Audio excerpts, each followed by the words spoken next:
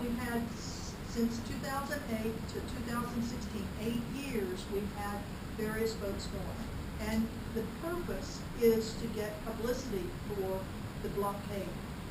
And how do you get the publicity? What is the hook, so to speak, that it takes for the media to cover it? How many of you all even knew that there was a flotilla last summer in 2015? Probably didn't even hear about it. No. Because our American press would not cover it. Yeah. It just didn't cover it. Yeah. So we have to find a hook on it, and that hook is going to be the women's vote. And we'll be trying to get lots of publicity about that out.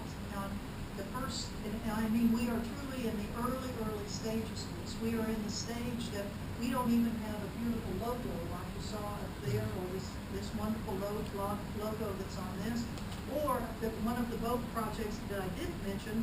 And Barbara and Pat, how about would you both stand up and show T-shirts that have on them Gaza's heart. This was one of the initiatives starting in 2012 of renovating a boat that was in Gaza. In fact, one of the boats that we saw in that movie, one of the yellow ones that brought people up to the boats that you all sailed in, I know for sure one of those yellow boats was the one that we renovated, and you all helped with the funding for that, to renovate it, because we wanted to sail the boat out of Gaza, break the blockade from inside going out, and carrying on board that boat handicrafts and things that were still being made in Gaza. You know, people in Gaza, despite the horrific conditions they're living under, are still trying to maintain a semblance of life and trying to make things, trying to do crafts, trying to keep agricultural things going to the best that they can under these horrible conditions. So we wanted people from the international community to purchase online crafts, that because there are organizations, particularly the School for the Blind and Deaf in Gaza, has a wonderful arts and crafts program where they help people who are doing these crafts. They will help sell them on their website. So people were from all over the world were buying these things and consigning them to this boat called Gaza's Ark.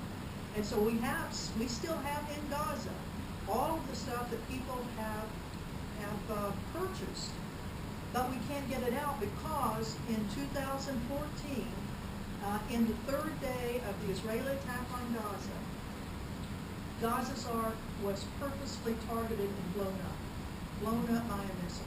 3 weeks before that, before the actual invasion, or the actual 51-day attack starting in Gaza, 3 weeks before that, a mysterious explosion happened on the stern, to the stern of it, and blew out the stern. We had taken the boat out of the water, we had repaired it, and had gotten it back into the water because we were really close to sailing it out, attempting to sail it out, when the 51-day attack on Gaza happened.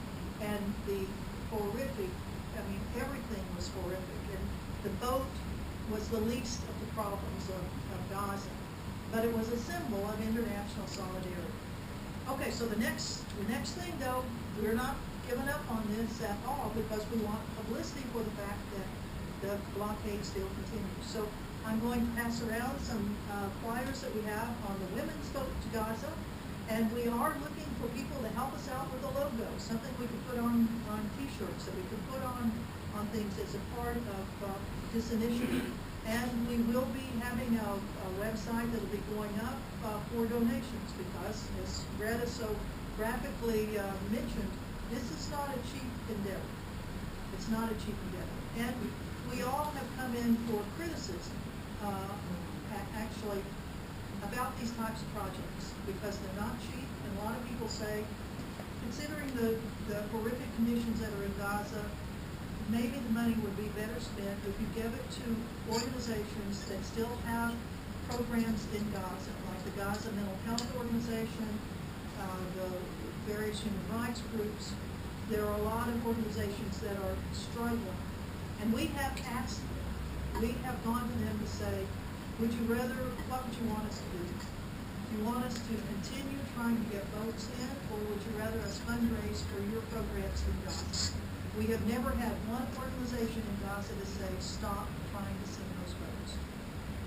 Because to them, it is a real symbol, a graphic symbol of the solidarity of people around the world to them. So let me pass these out, and